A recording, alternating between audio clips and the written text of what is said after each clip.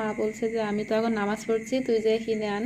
তো আমি বলছিলাম যে আমি তো দাম দর করতে পারবো না, তুমি না গেলে কিভাবে হবে।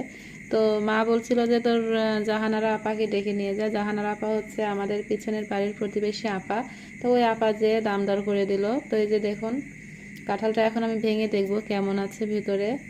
তো আলহামদুলিল্লাহ কাঁঠালটা আমার কাছে অনেক ভালো লেগেছে, কারণ এই ধরনের কাঁঠাল আমার অনেক প্রিয়।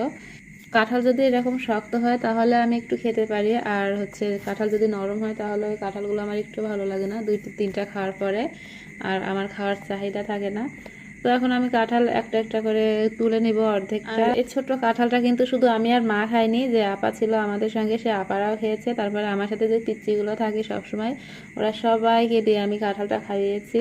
তো এই ছিল আমার আজকের ভিডিওটা। এত সময় ধরে আমার ভিডিওটা দেখার জন্য আপনাদেরকে অসংখ্য ধন্যবাদ। সবাই ভালো থাকবেন, সুস্থ থাকবেন। আল্লাহ হাফেজ।